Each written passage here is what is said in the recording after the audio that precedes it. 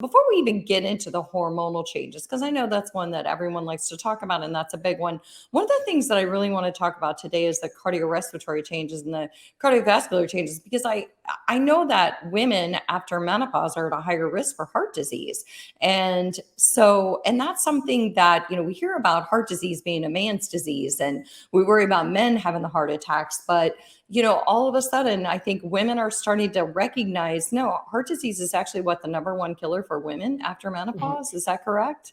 That's correct. Yes. And it goes undetected a lot of times because women present differently than men. And so a lot of times it's misdiagnosed when they go to the ER and they're having heart issues. So it's a big one to know.